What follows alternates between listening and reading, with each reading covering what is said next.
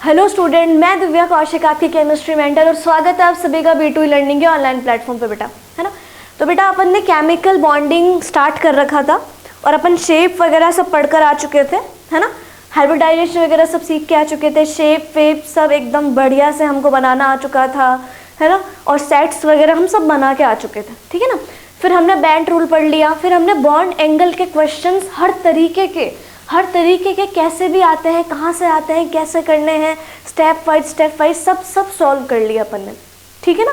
अपने को सब चीज़ें अब थोड़ी सी क्लियर आ चुकी हैं, अपन ने क्वेश्चन भी लगाए होंगे, कॉन्फिडेंस भी आया होगा, है ना। ठीक है, अब शुरू करते हैं, थोड़ा और आगे चलते हैं और कुछ सीखते हैं अपन, क्योंकि अपने को तो पता है कि बहुत ही थ्योरीज है यहाँ पे केमिकल बॉन्डिंग में। तो एक एक करके जो थ्योरी काम में नहीं ली जा रही है, मतलब कि भाई ये बना दी गई थ्योरी, अब ये क्यों नहीं काम में ली जाएगी, तो इसके ड्रॉबैक दिखते हुए चलते हैं एंड देन फिर उसका जो ड्रॉबैक फुलफिल कर रही है वो अगली थ्योरी उस पर पढ़ते हैं अपन, है ना। तो देखो वीबीटी वगैरह चालू कर रही थी अपन ने। अब वीबीटी एक तो बढ़िया थ्योरी थी वीबीटी, है ना। पर वीबीटी भी कुछ ना कुछ ड्रॉबैक्स दे गई, तो क्या ड्रॉबैक्स वो देखे गई, है ना। तो उससे पहले आज अपन पढ़ने जा रहे हैं मॉलिक्यूलर ऑर्बिटल थ्योरी, यानी कि MOT, मॉलिक्यूलर ऑर्बिटल थ्योरी, यानी कि MOT। अब सवाल ये है कि क्यों जरूरत पड़ी हमको MOT की, मॉलिक्यूलर ऑर्बिटल थ्योरी की, है। हमारा तो सब बढ़िया काम चल रहा था, वीबीटी वगैरह से, वेस्पर वगैरह से क्या क्या दिक्कत क्या आ रही थी, अपन ने MOT स्टार्ट करा दिया, MOT पढ़ रहे हैं आज अपन, है ना। तो भाई दिक्कत थी तभी तो पढ़ रहे हैं, कुछ ना कुछ तो ऐसा ग्लिच आया होगा जहां हमको MOT की जरूरत पड़ गया, है ना। अब वो ग्लिच क्या था समझना जरा, है ना, क्या ग्लिच था। तो देखो भाई, कुछ ड्रॉबैक देखते हैं अपन वीबीटी के।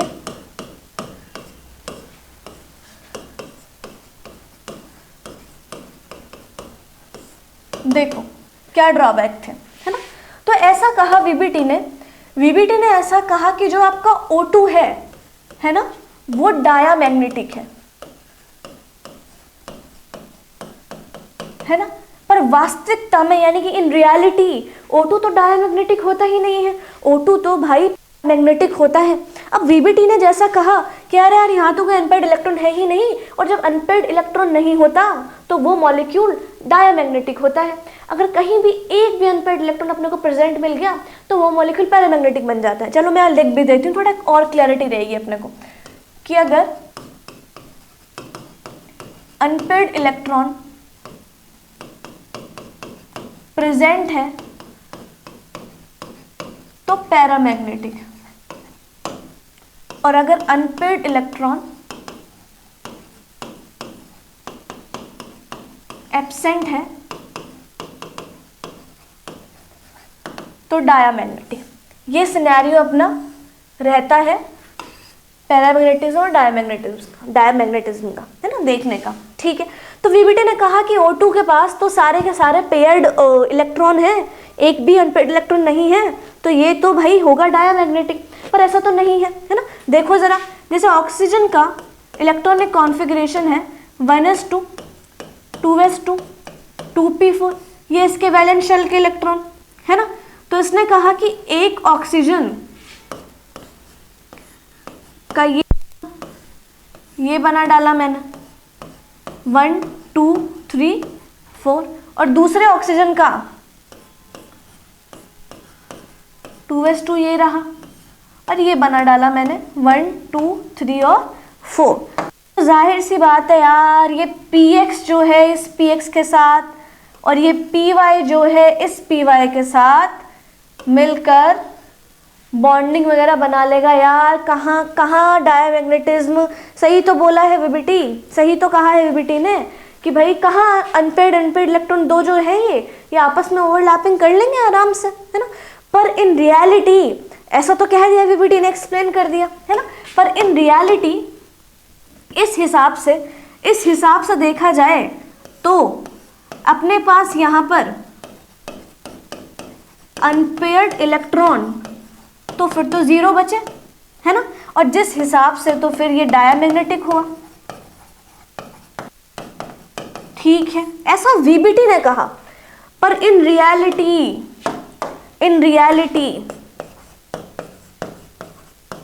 रियलिटी चेक है बेटा ये। इन रियलिटी O2 जो है वो पैरामैग्नेटिक होता है, ना कि डायामैग्नेटिक। और ये किसने बताया? ये बताया मॉलिक्यूलर ऑर्बिटल थ्योरी ने, यानी MOT ने।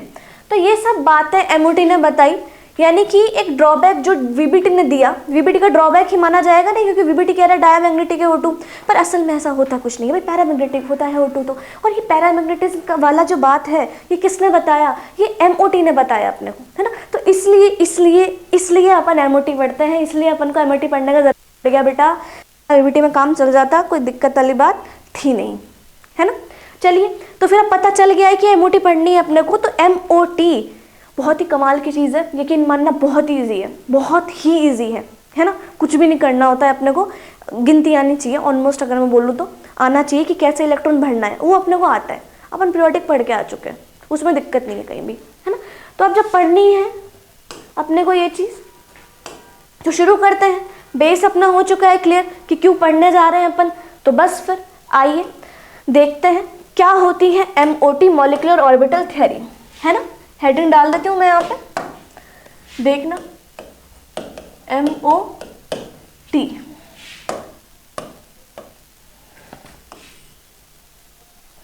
देखो भाई, तो जैसा मुझे एक बात बताओ कि जैसे एटम स्टार्टिंग में बताई थी मैंने, वो जो पहला लेक्चर था केमिकल बॉन्डिंग का, चाहे रिवर्स करके जाके भी देख सकते हो आप, फर्स्ट लेक्चर था जब, तो मैंने ये कहा था आपको कि भाई एक एटम और दूसरा एटम मिलकर मॉलिक्यूल बनाते हैं।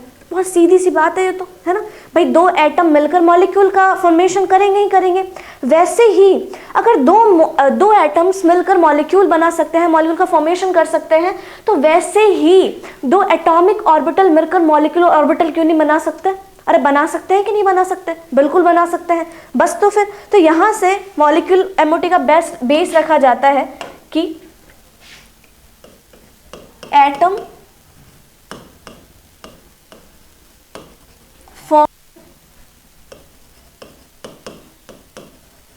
मॉलिक्यूल, वाइस वर्सा, यानी कि बिल्कुल इसी तरह से, सॉरी,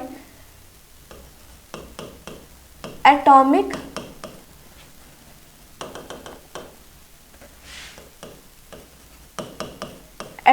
ऑर्बिटल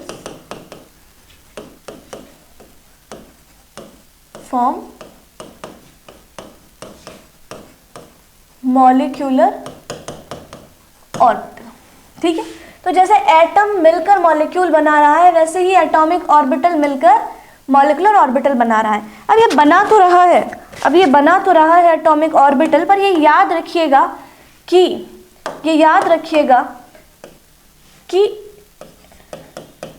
जितने एटॉमिक ऑर्बिटल पार्टिसिपेट कर रहे हैं, उतने ही मॉलिक्यूलर ऑर्बिटल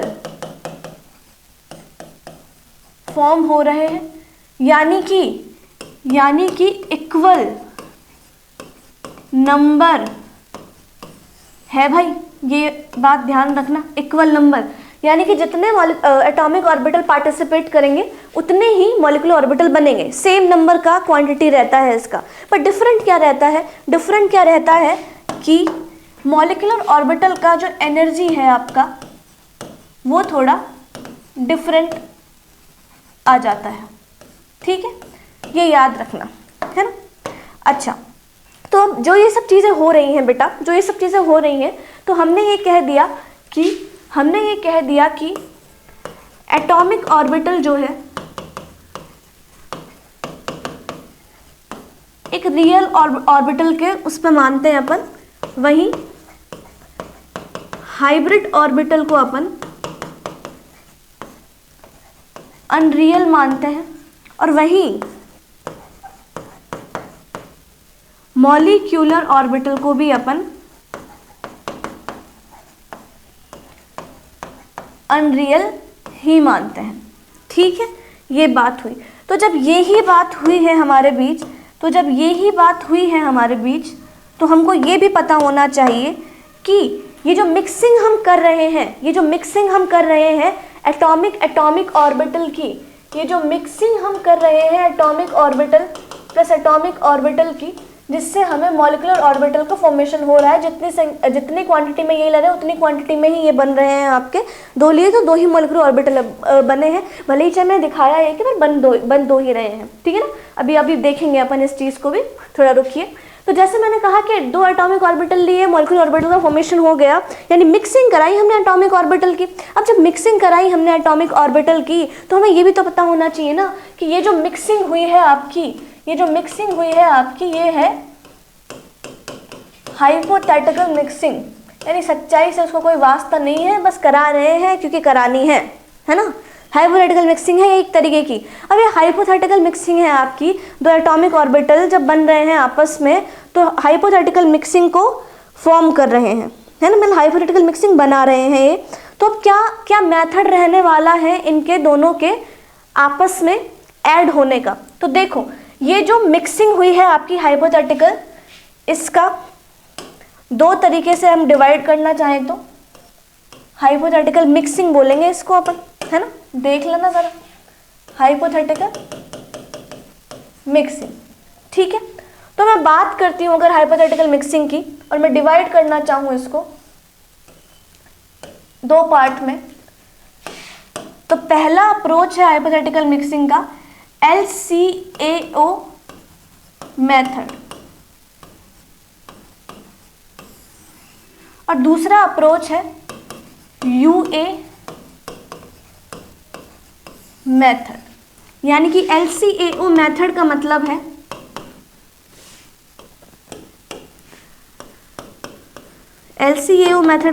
है linear combination of atomic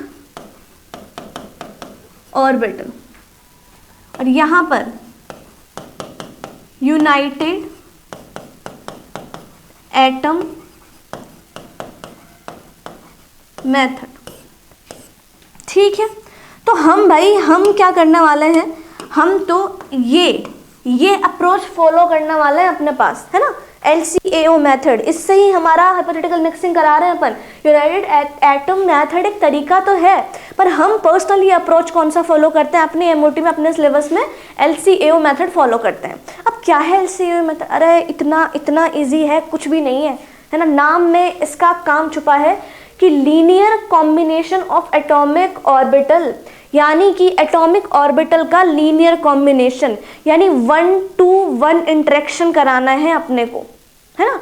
1-to-1 interaction का मतलब है LCAO, यानी लीनियर कॉम्बिनेशन। 2 एटॉमिक ऑर्बिटल का लीनियर कॉम्बिनेशन कराइए, पर 1-to-1 यानी एक अट्रैक्शन रखिए आपस में, है ना। अच्छा, तो ये जो इस तरीके की चीज़ें हैं, इंटरेक्शन जो अपने को रखना है, अट्रैक्शन नहीं, इंटरेक्शन जो अपने को रखना है 1-1 ऑर्बिटल का, ये अपन को LCAO अप्रोच से कराना है, ठीक है। अब थोड़ा सा और आगे बढ़ते हैं और LCAO अप्रोच पे और थोड़ा सा अपन देखते हैं। देखना ज़रा मैंने क्या कहा। तो बात करते हैं LCAO मेथड की, है ना। अब LCAO मेथड यानी कि linear combination of atomic orbital, यानी कि हमने तो एटॉमिक ऑर्बिटल की तो मिक्सिंग करा दी यहाँ पे। अब मिक्सिंग जब हमने कराई तो हमें तो यहाँ पर मॉलिक्यूलर ऑर्बिटल मिले, है ना, मिल गए मॉलिक्यूलर ऑर्बिटल। अब ये मॉलिक्यूलर ऑर्बिटल भी 2 पार्ट में डिवाइड हुए हमारे यहाँ पे। पहला पार्ट जो है आपका BMO और दूसरा पार्ट है ABMO, ठीक है। अब BMO के बारे में अगर बातें करें तो है bonding molecular orbital, bonding molecular orbital, और एंटी बॉन्डिंग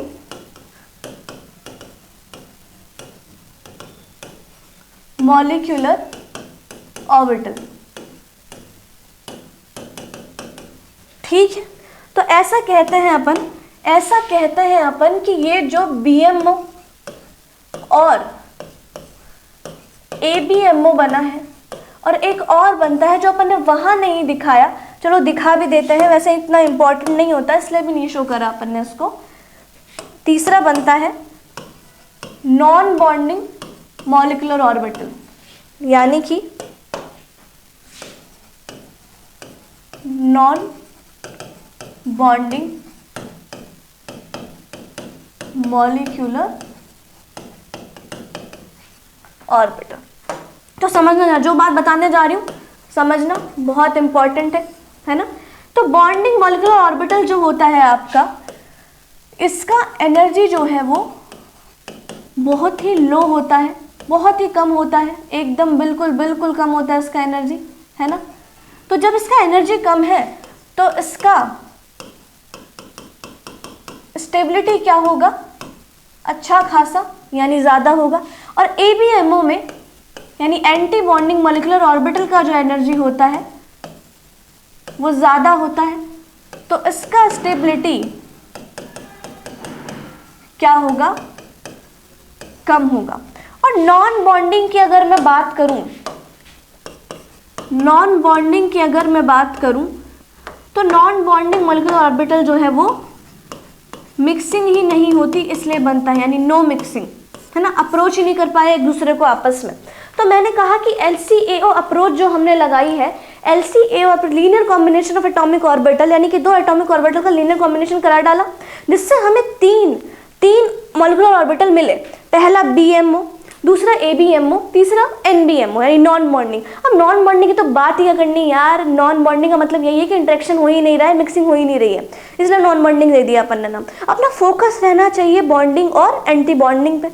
अब बॉन्डिंग मॉलिक्यूलर ऑर्बिटल और एंटी बॉन्डिंग मॉलिक्यूलर ऑर्बिटल का मतलब क्या है, ये तो अपन देखेंगे अभी थोड़ी देर में कि कैसे बनते हैं, क्या बनते हैं, मिक्सिंग किस तरीके से करा रहे हैं, तब जाके बॉन्डिंग बन रहा है, कब जाके एंटी बॉन्डिंग बन रहा है, तो ये सब अभी क्लियर हो जाएगी, है ना।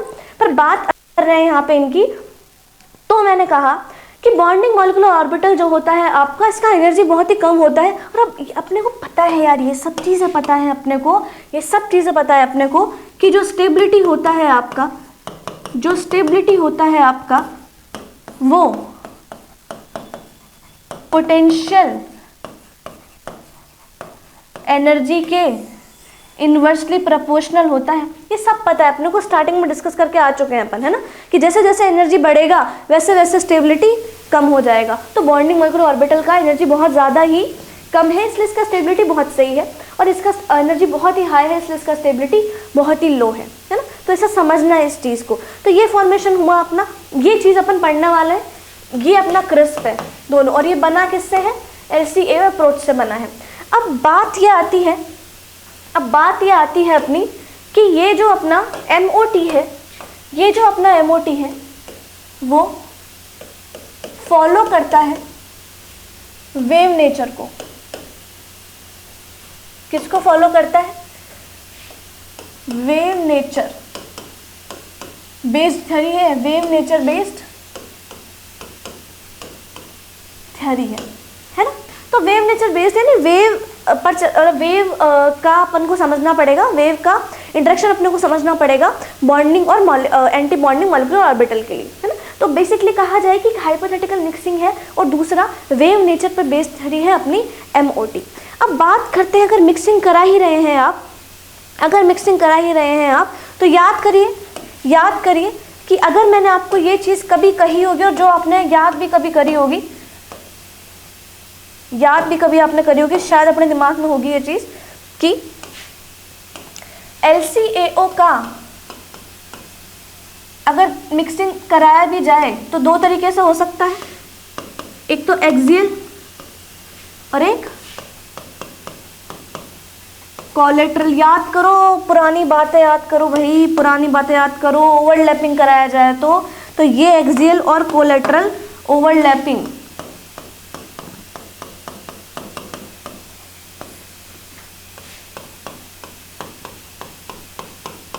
एक्सियल कोलेट्रल ओवरलैपिंग, है ना। तो मैंने कहा था कि भाई S में हो सकती है, SP में हो सकती है, PP में हो सकती है, और तीनों से ही सिग्मा बॉन्डिंग मॉलिक्यूलर ऑर्बिटल बन रहा है। फिर बात हुई थी यहाँ पे कि पी पी में हो सकती है, पी डी में हो सकती है और डी डी में हो सकती है, पर सब में ही पाई बॉन्डिंग मॉलिक्यूलर ऑर्बिटल यहाँ पे बन रहा है। तो ये सब बातें हम करके आ चुके हैं पहले, और ये वही बातें हैं, बार बार रिपीट हो रही है, अपने को कुछ भी नहीं है इसमें, है ना। तो mixing of orbital are two types, यानी कि अब ये तो हमने ओवरलैपिंग करा दी कि अगर LCAO अप्रोच में ओवरलैपिंग कराई जाएगी तो एक्सियल कोलेटरल में होगी, और वो इस तरीके से होगी, है ना, एक्सियल और कोलेटरल, ये सब बातें अपन करके आ चुके हैं। पर अगर बात हो मिक्सिंग की, अरे बात हो मिक्सिंग की और बात हो BMO और ABMO के बनने की, तो कैसे बन गए ये? चलो हमको तो पता चल गया कि स्टेबल कौन है, BMO ज़्यादा स्टेबल है, पर बने कैसे ये तो बताओ हमारे को, है ना। तो बताते हैं भाई, देखो सर ये लो, क्या दिक्कत है इसमें, लो समझना ज़रा, देखना। तो अब वेव नेचर को फॉलो कर रहा है ये आपका थ्योरी, है ना। तो मैंने कहा कि जो मिक्सिंग ऑफ ऑर्बिटल है आपका, मिक्सिंग ऑफ ऑर्बिटल है आपका, वो दो तरीके से डिपेंड करता है। पहला तरीका है एडिटिव मिक्सिंग और दूसरा तरीका है सब्सट्रैक्टिव मिक्सिंग। ठीक है, अब एक एक करके यार एक एक तरीका पढ़ लेते हैं, क्या दिक्कत है, कुछ भी तो नहीं है ना। सुनना ज़रा। हाँ तो भाई एडिटिव मिक्सिंग और सब्सट्रैक्टिव मिक्सिंग अपन देख रहे हैं जब से, है ना। तो देखो एडिटिव मिक्सिंग और सब्सट्रैक्टिव मिक्सिंग का मतलब क्या है, समझना ज़रा इस चीज़ को, है ना। तो देखो एडिटिव मिक्सिंग जो होता है आपका, वो सेम फेज में प्रेजेंट होता है। यानी कि अगर मैं बात करूं एडिटिव मिक्सिंग का, तो देखना ज़रा, बहुत ही सिंपल सी चीज़ है ये तो, है ना। एडिटिव मिक्सिंग देखिए, है ना, तो सेम फेज में बनता है। अब मैं बताऊंगी अभी सेम फेज का कहने का मतलब मेरा क्या है, सेम फेज में बनता है। अब देखो ज़रा भाई, वेव नेचर पे बेस्ड है ये थ्योरी, तब सेम फेज में भी अगर चल रहा है काम तो वेव में ही चल रहा है काम। अरे हाँ कि ना, है ना, बिल्कुल यही बात है ना। तो जैसे मैंने कहा कि एक वेव बनाई मैंने यहाँ पे,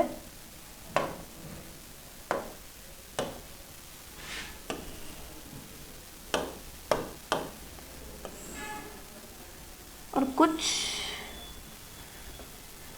प्लस माइनस मिक्सिंग कराई,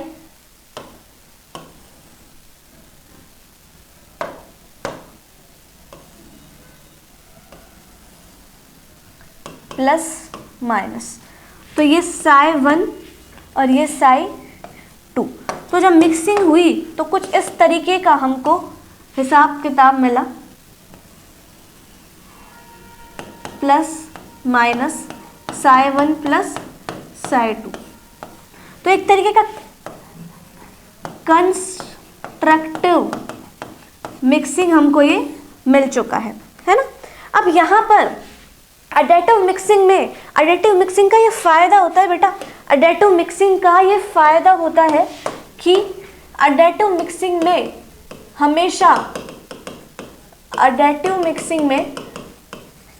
हमेशा आपको बॉन्डिंग मॉलिक्यूलर ऑर्बिटल मिलते हैं। अब क्यों मिलते हैं बॉन्डिंग मॉलिक्यूलर ऑर्बिटल क्यों मिलते हैं भाई जब हम सेम फेज में इंटरेक्ट करवाते हैं तो हमेशा बॉन्डिंग मॉलिक्यूलर ऑर्बिटल फॉर्म होते हैं।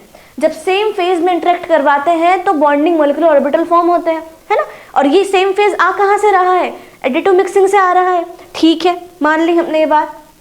तो हमने ये चीज़ कही कि जब हम बॉन्डिंग मॉलिक्यूलर ऑर्बिटल को फॉर्म करवा रहे हैं सेम फेज में इंटरेक्ट करके, तो वही चीज़ अगर मैं सब्सट्रैक्टिव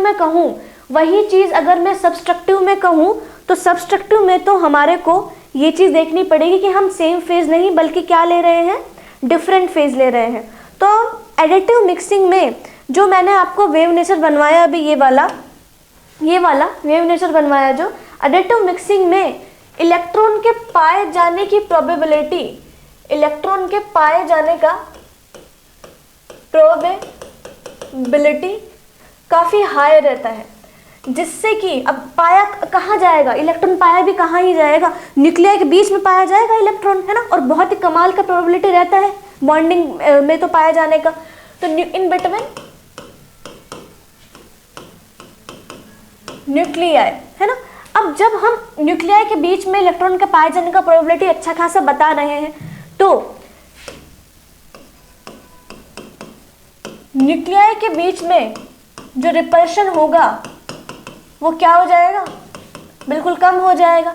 और जब ये रिपल्शन कम होगा तो फिर एनर्जी क्या हो जाएगी, ये भी कम हो जाएगी। और जब एनर्जी कम होगी तो स्टेबिलिटी भी क्या हो जाएगी, बढ़ जाएगी।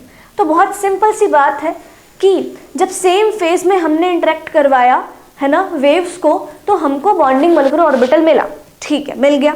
फिर हमने कहा कि बॉन्डिंग मॉलिक्यूलर ऑर्बिटल में जो है इलेक्ट्रॉन के पाए जाने का in between the nuclei probability बहुत ज़्यादा हाई होता है ना। अब जब न्यूक्लियाई के बीच में इलेक्ट्रॉन पाए जाएंगे तो वो आपस में एक दूसरे को रिपेल तो करेंगे नहीं, है ना। कहाँ करेंगे रिपेल, इलेक्ट्रॉन पाए जा रहे हैं। और जब वो रिपेल नहीं करेंगे तो फिर एनर्जी तो देनी ही नहीं पड़ेगी, तो एनर्जी हो गई बिल्कुल कम। अब जब एनर्जी हुई बहुत कम तो फिर स्टेबिलिटी क्या हो गई, बहुत ही ज़्यादा हाई हो गई। अरे हाँ कि ना, अभी बताया था ना कुछ देर पहले, देखो ना यार, क्या ये चीज़ अभी बताई गई थी कुछ टाइम पहले कि एनर्जी कम तो स्टेबिलिटी हाई। तो ये रीज़न है बॉन्डिंग मॉलिक्यूलर ऑर्बिटल के फॉर्म होने का। और फिर इस तरीके से इसका स्टेबिलिटी का हम हिसाब किताब यहाँ पे देख रहे हैं। तो ये चीज़ है। तो अगर मैं कहूँ, अगर मैं एक चीज़ कहूँ, सुनना ज़रा सुनना, देखो यहीं अप्लाई करा देते हैं अपन ये चीज़ कि मैंने कहा एक s ऑर्बिटल, एक और s ऑर्बिटल, है ना। ठीक है, ले लिया हमने s ऑर्बिटल, दोनों को मिक्सिंग कराया सेम फेज में, बना क्या हमारे पास, कुछ इस तरीके का स्ट्रक्चर हमको बनने को मिला। प्लस प्लस प्लस प्लस, काफ़ी सारी इलेक्ट्रॉन डेंसिटी, काफ़ी सारी पाए जाने की इलेक्ट्रॉन प्रोबेबिलिटी, है ना, खूब ही सारी। और ये बना क्या, sigma star bonding molecular orbital. समझ में आया? तो यही चीज़ है कि जब हम दो ऑर्बिटल को सेम फेज में लेते हैं, जब हम दो ऑर्बिटल को सेम फेज में लेते हैं तो बनेगा क्या, सिग्मा बनेगा, क्योंकि अब सिग्मा ही बनेगा, एक्सियल ओवरलैपिंग हो रहा है एस के बीच में, तो बनेगा तो सिग्मा ही, है ना। सॉरी, सिग्मा स्टार नहीं, ओनली सिग्मा मॉलिक्यूलर ऑर्बिटल। ठीक है, ओके। तो एक्सियल ओवरलैपिंग से सिग्मा मॉलिक्यूलर ऑर्बिटल बन रहा है और पाए जाने का मतलब ये है तो बॉन्डिंग ही ना, अरे है तो बॉन्डिंग ही, BMO ही तो बन रहा है ना, बॉन्डिंग ही है। एंटी बॉन्डिंग होता तो स्टार लग जाता अपना यहाँ पे, है ना। तो बात करते हैं आप, जिस तरीके से हमने एडिटिव मिक्सिंग का बात किया उसी तरीके से हम बात करते हैं सब्सट्रैक्टिव मिक्सिंग का। बहुत ही ईजी है, कुछ भी नहीं है इसमें, समझना ज़रा, देखो क्या कह रही हूँ मैं, है ना।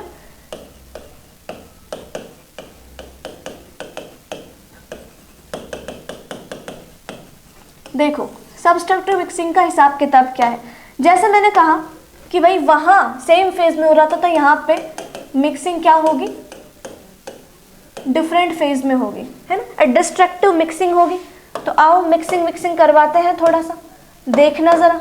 जैसे मैंने कहा कि ठीक है, ये बना दिया मैंने ऐसे, और एक वापस से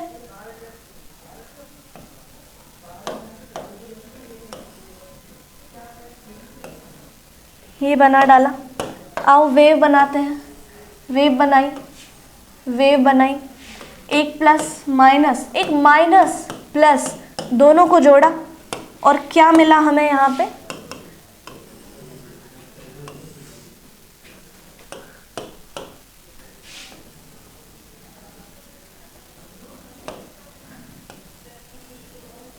प्लस माइनस, दैट्स इट। तो ये आपका साई 1, ये आपका साई 2 और ये आपका साई 1 माइनस साई 2, क्योंकि डिस्ट्रक्टिव मिक्सिंग हो चुकी है यहाँ पे, क्योंकि फेजेस अब की बारी क्या है, सेम नहीं है। याद करो फिजिक्स का वेव लेसन जो अपन पढ़ते हैं, है ना, वेव नेचर, तो कुछ हिसाब किताब थोड़ा सा उसके जैसा है। पर अब अपने को क्या देखना है भाई, अब की बार हमने डिफरेंट फेज में इंटरेक्ट करा है, डिफरेंट फेज ही तो है यार, प्लस माइनस, माइनस प्लस, है डिफरेंट फेज है। डिफरेंट फेज में हमेशा डिस्ट्रक्टिव होता है। दूसरा, अगर हो भी रहा है यहाँ पे तो बनेगा क्या, एंटी बॉन्डिंग मॉलिक्यूलर ऑर्बिटल। अब वो बनेगा क्यों, वही हिसाब किताब है यार, जैसे वहाँ जो चीज़ें हो रही थी ना, जैसे ABMO में क्या होता है कि इलेक्ट्रॉन पाए जाने का प्रोबेबिलिटी बहुत ही कम होता है। अब जब कम होगा तो न्यूक्लियाई क्या करेंगे, आपस में रिपल्शन करेंगे कमाल का, अरे हाँ कि ना। अब रिपल्शन करेंगे फर्स्ट क्लास, एकदम बढ़िया। तो जब रिपल्शन होगा ज़्यादा तो एनर्जी देनी पड़ेगी फिर ज़्यादा, और जब एनर्जी देनी पड़ेगी ज़्यादा तो फिर स्टेबिलिटी हो जाएगी क्या, कम। ये हिसाब किताब है ना। तो इलेक्ट्रॉन पाए जाने की प्रोबेबिलिटी न्यूक्लियाई के बीच में कम, आपस में न्यूक्लियाई का रिपल्शन ज़्यादा, रिपल्शन ज़्यादा तो एनर्जी देनी पड़ेगी ज़्यादा, और एनर्जी देनी पड़ेगी ज़्यादा तो फिर स्टेबिलिटी हो जाएगी कम, ख़त्म बात। ये वाली चीज़ है ना। तो बात करते हैं अगर यहाँ पर, यहीं पर ही अगर मैं बात करूँ किसके बारे में, देखो देखो देखो, यही अगर मैं बात करूँ, छोटा सा बना लेते हैं एक, है ना, समझना ज़रा। देखो चलो रहने दो, तो आगे वाला जो अपन मिक्सिंग करवाएंगे ना उसमें पढ़ेंगे। तो नोडल प्लेन आ जाता है यहाँ पे, हल्का सा फिर भी देख लो एक बारी। देखो जब दो को मैं बना रही हूँ, एक प्लस फेज में एक माइनस फेज में इंटरेक्ट कराऊंगी तो बताओ क्या बनेगा, है ना। तो डिस्ट्रक्टिव मिक्सिंग हो रहा है यहाँ पे, तो बनने का हिसाब किताब अगर अपन को देखना पड़े तो क्या बनने वाला है यहाँ पे भाई, यहाँ पर तो नोडल प्लेन वगैरह आ जाएगा। अरे आ जाएगा कि नहीं आ जाएगा, क्योंकि देखो ना सेम फेज कहाँ है, डिफरेंट फेज आ चुका है यहाँ पे। तो कुछ इस तरीके का नोडल प्लेन यहाँ आ जाएगा, और ये प्लस और ये माइनस, है ना। और ये बनेगा sigma star anti bonding molecular orbital. हालांकि ये सब जो चीज़ें हैं हम दोबारा भी बनाएंगे अभी अगले लेक्चर में, अच्छे से बनाएंगे। मैं जब तुम्हें 2p5 2px सबका बनाना सिखाऊंगी, है ना। तो देखो, तो ये बात है सब्सट्रक्टिव मिक्सिंग की। अब बात करते हैं कि ठीक है, अब हमने तो MOT का बेस आज अच्छे से समझ लिया कि क्यों ज़रूरत पड़ी पहली बात तो MOT की, और करवा भी रहे हैं। तो करवा कैसे रहे हैं, दो एटॉमिक ऑर्बिटल को मिला के मॉलिक्यूलर ऑर्बिटल बना रहे हैं जिनकी एनर्जीज डिफरेंट है। याद करो VBT, जिसमें मैंने कहा था कि भले ही चाहे स्लाइटली डिफरेंट एनर्जी के लोगों को मिला रहे हैं पर एनर्जी सेम वाले बन रहे हैं, और यहाँ पे एनर्जी डिफरेंट होती जा रही है। तो देखो डिफरेंस तो आ गया ना। अब जब डिफरेंस देख ही रहे हैं तो क्यों ना पूरा ही देख लें। अरे VBT और MOT का डिफरेंस देख लेते हैं, है ना। हालांकि कभी क्वेश्चन बना तो अपने को आना चाहिए, तो देखना ज़रा क्या बोला मैंने कहा MOT में, है ना, और VBT में क्या हिसाब किताब है भाई। Mixing of atomic orbital of different atom, यानी कि डिफरेंट एटम के एटॉमिक ऑर्बिटल को मिला दिया हमने, बिल्कुल मिला दिया हमने, और जिनकी एनर्जी सेम है। अब इन दोनों की एनर्जी तो सेम ही है, और ये बना क्या रहे हैं, डिफरेंट एनर्जी का ऑर्बिटल बना रहे हैं। बिल्कुल ABMO और BMO एनर्जी डिफरेंट है इनकी, भले ही चाहे ये सेम एनर्जी के हैं, पर इन लोगों की एनर्जी तो डिफरेंट है।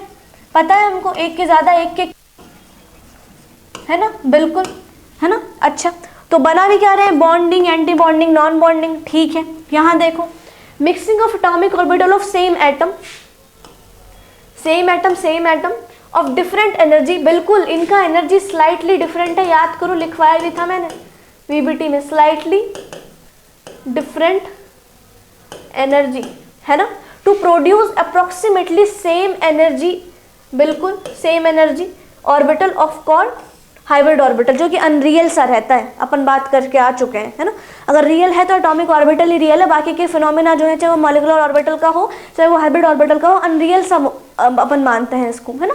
तो ये बात हुई आज हमारे बीच मॉलिक्यूलर ऑर्बिटल की, हमने डिफरेंस वगैरह देखे। एक समरी अगर मैं आपको बोलूँ तो क्या क्या देखा अपन ने, कि नॉर्मली हमको ज़रूरत पड़ी VBT की, क्योंकि MOT की, क्योंकि VBT ने तो बोल दिया था कि डायमैग्नेटिक है आपका O2। हमने कहा नहीं, पैरामैग्नेटिक है ना। किसने बताया, MOT ने बताया। अब MOT ने कहा कि दो एटॉमिक ऑर्बिटल मिला दीजिएगा, मॉलिक्यूलर ऑर्बिटल बन जाएगा।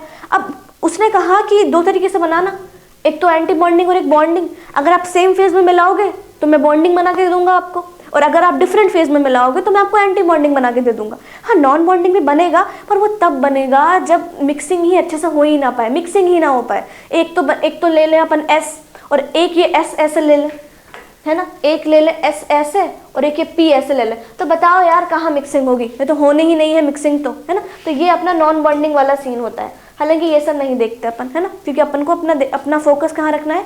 बॉन्डिंग एंटी बॉन्डिंग पे। फिर इसने कहा कि ठीक है, बॉन्डिंग बना दिया, एंटी बॉन्डिंग बना दिया। अब बॉन्डिंग बनाने के लिए तो प्रोबेबिलिटी इतनी हाई है इसके पास इलेक्ट्रॉन की कि रिपल्शन होंगे नहीं, एनर्जी कम होगी, स्टेबिलिटी हाई हो जाएगी। एंटी बॉन्डिंग में तो प्रोबेबिलिटी इलेक्ट्रॉन के पाए जाने की बिल्कुल कम है, रिपल्शन कमाल का होगा, एनर्जी कमाल की होगी, स्टेबिलिटी बिल्कुल डाउन चली जाएगी। तो अगर मैं सीधे सीधे कंक्लूजन पे आऊँ कि बॉन्डिंग मॉलिक्यूलर ऑर्बिटल का स्टेबिलिटी बड़ा ही कमाल का होता है बेटा, है ना, और एंटी बॉन्डिंग का बहुत ही ऐसे बिल्कुल ही डाउन चला जाएगा, है ना। तो ये चीज़ अपने को थोड़ी सी ध्यान रखनी है। फिर मैंने कहा कि ठीक है यार, थोड़ा सा देख लेते हैं कि भाई हमने वीबीटी भी पढ़ी थी, अब हम एमओटी पढ़ चुके हैं, तो डिफरेंस थोड़ा सा देख लेते हैं इसका क्या है क्या नहीं है ना। तो मैंने कहा कि यार देखो, ये सामने तुम्हारा डिफरेंस है ना, देखना, सेम एनर्जी के मिला रहे हैं, डिफरेंट बन रहे हैं, डिफरेंट के मिला रहे हैं, सेम बन रहे हैं, ये डिफरेंस आ गया आपका, है ना। एटम का भी देख लेना, सेम डिफरेंट। मैंने कहा एमओटी जो बेस है वो वेव नेचर पे बेस्ड है। अगर आप एडिटिव और सब्सट्रैक्टिव मिक्सिंग करा भी रहे हैं तो वेव्स की कराइएगा। अब वो सेम फेज में कराना है, डिफरेंट में कराना है, वो सब बातें अपन डिस्कस कर चुके हैं, ठीक है। तो बात होती है इन सब चीज़ों की, है ना। अब बात करेंगे अगले लेक्चर में अपन कि किस तरीके से हम एमओटी डायग्राम्स को ड्रॉ करने वाले हैं, और उन डायग्राम को ड्रॉ करने में जो मॉलिक्यूलर ऑर्बिटल काम में लेंगे हम पहले तो उनको ड्रॉ करेंगे, उसके बाद जब हमको वो समझ में आएंगे उसके बाद हम एमओटी डायग्राम पे वो चीज़ अप्लाई करेंगे, है ना। तो आज के लेक्चर में अपन इतना ही रखते हैं। थोड़ा एमओटी में अपन ने तो आज तो बहुत ही बेसिक सा थ्योरी पढ़ा है, एमओटी को समझा है कि किस किस तरीके से चीज़ें एमओटी में हो रही हैं, है ना। तो कल अपन कोर एमओटी पढ़ेंगे, यानी कि नेक्स्ट लेक्चर में अपन कोर एमओटी पढ़ेंगे, तो समझिएगा बहुत अच्छे से। जिसको आज का लेक्चर बहुत क्लियर है उसको एमओटी समझने में दिक्कत आने वाली है नहीं, है ना। तो मिलते हैं अगले लेक्चर में, तब तक के लिए पढ़ते रहिए, बढ़ते रहिए। Thank you so much.